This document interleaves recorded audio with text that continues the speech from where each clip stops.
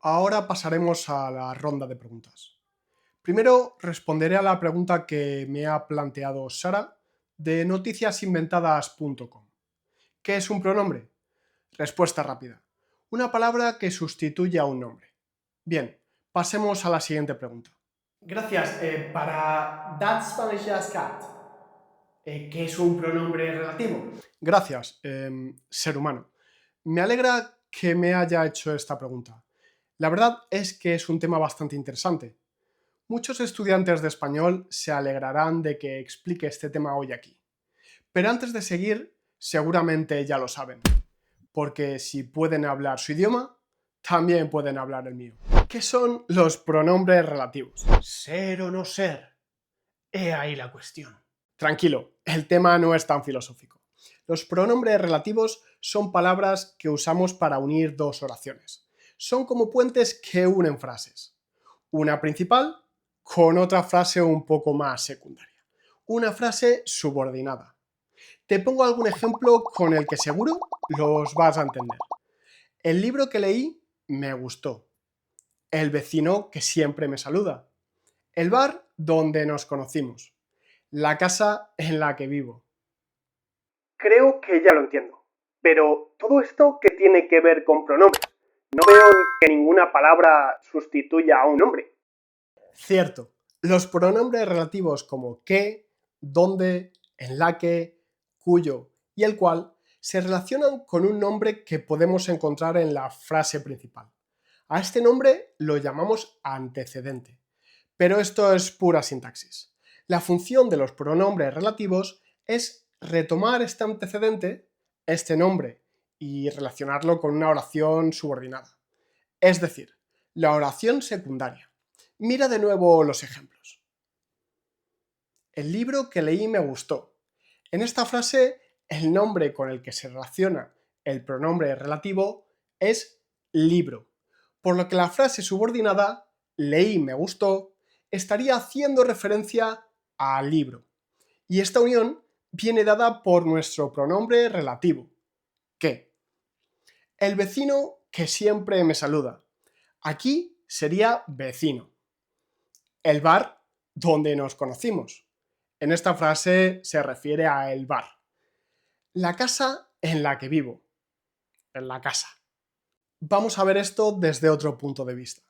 Todas las frases subordinadas unidas por pronombres relativos se pueden sustituir por cualquier adjetivo que queramos para actualizar el nombre al que hacen referencia. Fíjate otra vez. El libro que me gustó, el gran libro. El vecino que siempre me saluda, el vecino agradable. El bar donde nos conocimos, el bar cercano. La casa en la que vivo, la casa acogedora. Oye, a todo esto no te he dado una lista completa de los pronombres relativos. Aquí la tienes. ¿Qué? Es el más común y se usa para personas y cosas, como en el libro que compraste o también el niño que juega en el parque. Que tiene una variante un poco más sofisticada, que es el que y todas sus variantes, es decir, la que, lo que, las que. Mira este ejemplo. Hablo de Juan, el que siempre trae pasteles a la oficina. Te regalo el que me gusta, que equivaldría a te regalo el libro o cualquier otro objeto que me gusta. Y hasta podemos usar que con el artículo neutro lo. Si aún no sabes qué es el artículo neutro, mira este otro vídeo. Te pongo algunos ejemplos. No entiendo lo que dijiste. Lo que se refiere a la cosa que. Lo que hiciste fue increíble, que equivaldría a aquello que hiciste. ¿Quién? Se usa principalmente para personas y puede ir precedido de preposición. Este es el actor a quien me gustaría conocer. Pedro es quien no ha dicho nada. ¿Cuál? Se usa con artículo definido, el cual, la cual y sus variantes. Mírate este otro vídeo y aprende a usar los artículos definidos e indefinidos. y puede referirse a personas o cosas, a menudo con matices más formales o precisos, como en estos ejemplos. La casa en la cual viven mis abuelos es bastante amplia.